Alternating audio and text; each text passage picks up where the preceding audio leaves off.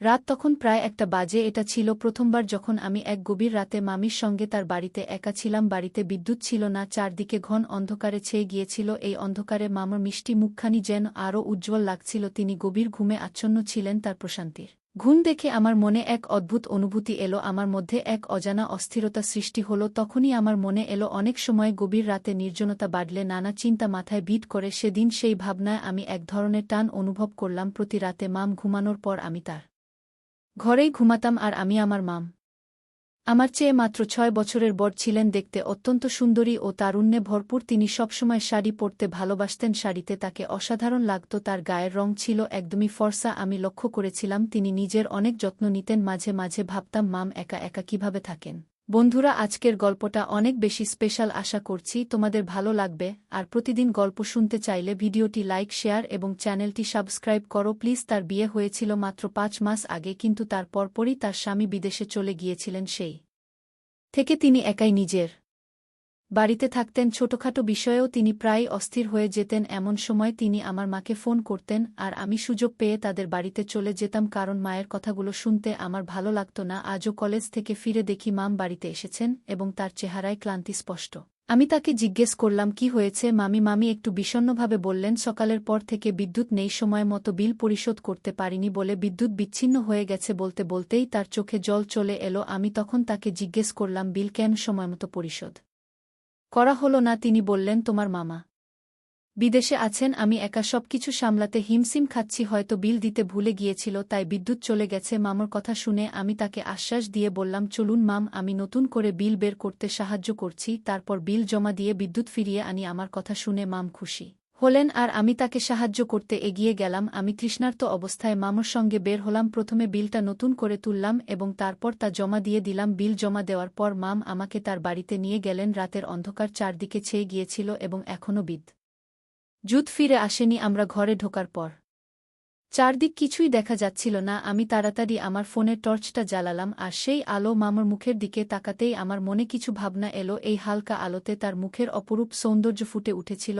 আমি তাকে বললাম, আপনি বেডরুমে গিয়ে একটু বসুন, আমি লাইটের ব্যবস্থা করার চেষ্টা করছি। মাম বললেন, আমার অন্ধকারে ভয় লাগে, তাই তো তোমাকে সঙ্গে নিয়ে এসেছি। মামির কথায় তাকে আশ্বাস দিয়ে কাঁধে হাত রেখে বললাম, আপনার ভয়ের কিছু নেই, আমি আছি আপনার সঙ্গে। আমি তাকে নিয়ে গিয়ে বিছানায় বসালাম এবং বললাম, আপনি একটু বিশ্রাম নিন, আমি লাইটের ব্যবস্থা করতে যাচ্ছি। যখন আমি ঘর থেকে বের হতে গেলাম, মামি ভয়ে আমার হাত ধরলেন এবং ভয়ে আমাকে জড়িয়ে ধরলেন। আমার মনও তখন আবেগে ভরে উঠল। আমি তাকে সান্ত্বনা দিয়ে বললাম, আপনার চিন্তা করার দরকার নেই, আমি কিছু একটা ব্যবস্থা করছি। আমার কথায় মাম কিছুটা শান্ত হলেন। আমি ঘর থেকে বের হয়ে ভাবতে লাগলাম, কিভাবে মামির উদ্বিগ্ন মন শান্ত করা যায়। মাম আমাকে সবসময় নিজের আত্মীয়ের মতোই বিশ্বাস করতেন। তার উদ্বেগ কমানোর জন্য আমি দুধের গ্লাসে সামান্য ঘুমে ওষুধ মিশিয়ে দিলাম, যাতে তিনি একটু ভালো করে বিশ্রাম নিতে পারেন। তখনও বিদ্যুৎ আসেনি, তাই মাম সেই দুধ খেয়ে আমার সঙ্গে কিছুক্ষণ কথা বলতে লাগলেন। মাম খুবই অস্থির ছিলেন। তার মন বলছিল, মামা হয়তো বিদেশে গিয়ে অন্য কারো সঙ্গে সম্পর্ক করেছেন। মামা বিদেশে যাওয়ার পর থেকে তার কোনো খোঁজ নেননি বা কোনো খবর পাঠাননি, তাই মাম দুশ্চিন্তাগ্রস্ত হয়ে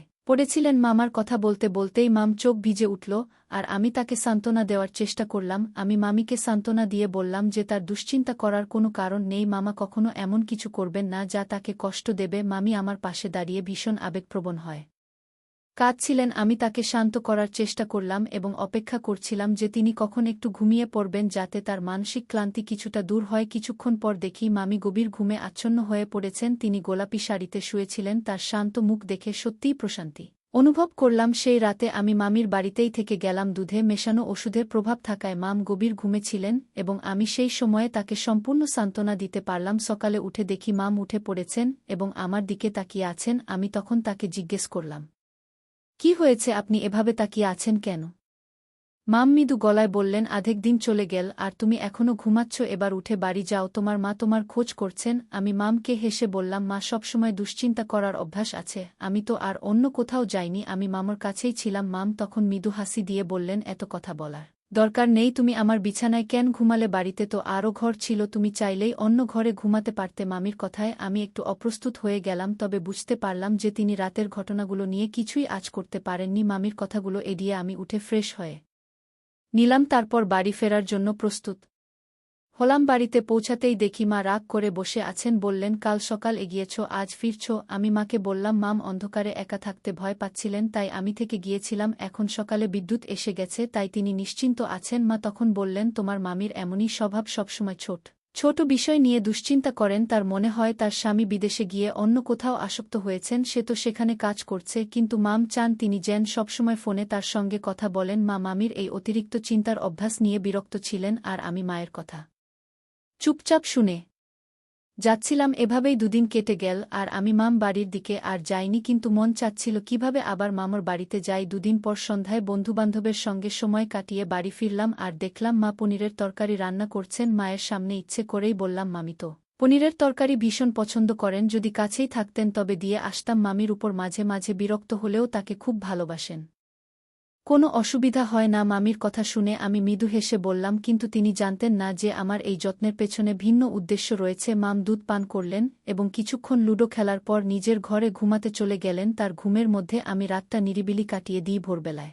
ক্লান্তি অনুভব করে কিছুটা বিশ্রাম নেই। মামার কথা মনে পড়ায় আমি পাশের সোফায় শুয়ে পড়ি, যেন কোনোভাবে তিনি সন্দেহ না করেন। পরদিন সকালে আমি একটু দেরি করে ঘুম থেকে উঠলাম। যখন আমি সকালে উঠলাম, মামু আমার সঙ্গে জেগে উঠলেন। তিনি বললেন, তুমি রাতে এখানে ছিলে, তোমার মা তো চিন্তা করবেন। আমি হাসি দিয়ে বললাম, না, আমি মাকে আগেই ফোনে জানিয়েছি। তিনি বরং খুশি যে আপনার পাশে কেউ ছিল, নইলে একা একা আপনি কিভাবে সময় কাটান, এই ভেবেই মা সবসময় চিন্তিত থাকতেন। বিকেলের দিকে আমি বাড়ি ফিরে এলাম। মা তখন বললেন, তোমার পড়াশোনার দিকে খেয়াল দাও, মামির কাজে সারাক্ষণ লেগে থাকলে তোমার নিজের ভবিষ্যৎ নিয়ে চিন্তা করা হবে না। আমি তখন মাকে বললাম, মা তিনি তো একা থাকেন, যদি আমরা তার কাজে একটু সাহায্য করতে পারি তাহলে খারাপ কি? তারপর আমি বললাম, এখন থেকে আমি প্রতিদিন রাতে মামার বাড়ি যাব, যাতে একটু পাহারা দেওয়া হয়। পাড়ার লোকজন বলছিল প্রতি চুরির সমস্যা বেড়েছে। আমার কথা শুনে মা একটু চিন্তিত হলেন, তারপর বললেন, ঠিক আছে, তবে সকালে ঠিক সময় ফিরে আসবে, তোমার ক্লাস যেন মিস না হয়। আমি মাকে প্রতিশ্রুতি দিলাম যে প্রতিদিন সকালে সঠিক সময়ে ফিরে আসব, বা সেখান থেকেই কলেজে চলে যাব। আমি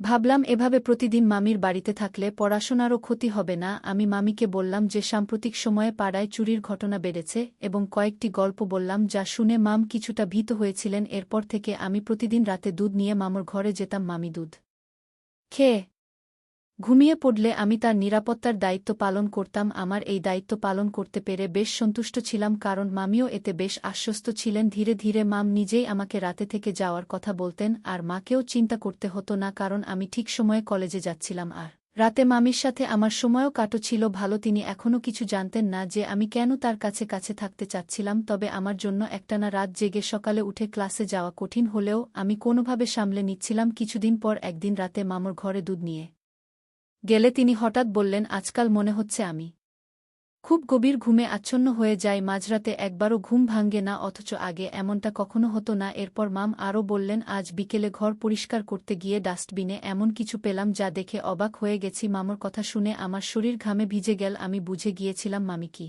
বলতে চাইছেন, কিন্তু ভান করে জানতেও চাইলাম, মামি কি এমন জিনিস পেয়েছেন যে আপনি এত চিন্তিত? আমার জানা ছিল যে তিনি সরাসরি কিছু বলবেন না, তাই আমি যেন কিছুই জানি না এমনটা দেখালাম। প্রথমে তিনি গভীরভাবে আমার দিকে তাকালেন, তারপর মাথা নাড়লেন এবং বললেন, না, কিছু না, তোমার জন্য এসব কিছু নয়, তুমি এখনও ছোট। মাম তখন দুধের গ্লাস শেষ করলেন এবং কথা বলতে শুরু করলেন। আমি মনে মনে হাসতে লাগলাম, কারণ মাম আমাকে এখনও শিশু ভাবছেন, অথচ প্রতিদিন রাতেই আমি তার ঘুমের সুযোগ নিয়ে কিছু না কিছু করছিলাম। কিছুক্ষণ পর মাম আবার ঘুমিয়ে পড়লেন, আর আমি আমার কাজে মন দিলাম। আমার কাছে বিশ্বাসটি বেশ আনন্দদায়ক লাগছিল, কারণ খুব সহজেই আমার পরিকল্পনা সফল হচ্ছিল। তবে একদিন মাম বললেন, আজ বিকেলে পাশের বাড়ির মহিলা এসেছিলেন, বেশ অদ্ভুত কিছু কথা বলছিলেন। আমি একটু অবাক হয়ে জিজ্ঞাসা করলাম, কোনো মহিলা? মাম বললেন, তিনি বলছিলেন যে রাতে আমাদের বাড়ির জানালা দিয়ে কিছু অদ্ভুত ব্যাপার দেখেছেন, মনে হয়েছে রাতে কেউ এসেছিল। মামির কথা শুনে আমার মনে শঙ্কা জেগে উঠল, কারণ গত রাতে আমি কয়েকজন বন্ধুকে মামার বাড়িতে ডেকেছিলাম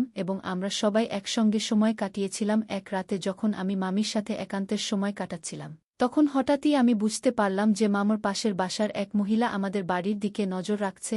আমি তখন একটু ভয় পেয়ে মামিকে বললাম, মামি, আশেপাশের পাড়াপড়শিদের আপনার ঘরে আসতে না দেওয়াই ভালো, সবাই জানে আপনি একা থাকেন, তাই তারা নানা রকম কথা বলছে। কাল যদি আপনার চরিত্র নিয়ে কিছু বলে তখন আপনি কি করবেন? আপনার উচিত সবার কাছে সোজাসুজি বলে দেওয়া যে আপনার ব্যক্তিগত জীবনে নজর না রাখে। মাম আমার কথায় সায় দিয়ে বললেন, তুমি ঠিকই বলেছ, আজ যদি ও বলে থাকে যে কাউকে দেখেছে, তাহলে কাল বলতে পারে যে কেউ আমার সাথে দেখা করতে এসেছে। তখন আমার কি হবে? মামির মনে আমার কথা ভালোভাবে ঢুকে গিয়েছিল। আমি তার কাঁধে হাত রেখে বললাম, মামি, আপনি জানেন না সময়টা খুব খারাপ। আশেপাশের লোকেরা নানা রকম কথা ছড়াতে পারে। যদি কেউ আপনার শ্বশুরবাড়ির লোকদের কাছে কিছু ভুল তথ্য পৌঁছে দেয় তাহলে আপনারই সমস্যা হবে। তাই পাড়াপড়শির সাথে একটু কঠোর হয়ে চলুন এবং কাউকে আপনার ব্যক্তিগত বিষয়ে কথা বলার সুযোগ দেবেন না। মামি আমাকে ধন্যবাদ জানালেন এবং বললেন, তুমি আমাকে সঠিক পরামর্শ দিয়েছ। এখন থেকে আমি আর কাউকে আমার বাড়িতে ঢুকতে দেব না। আমি মামির এই সিদ্ধান্তে খুশি হলাম। আমার সরল মনের মাম আমার প্রতি অন্ধবিশ্বাস করতেন আর আমি সেই সুযোগটাকেই কাজে লাগাচ্ছিলাম। সেই ঘটনার পর থেকে মাম আশেপাশের মানুষের সাথে সম্পর্ক ছিন্ন করে দিলেন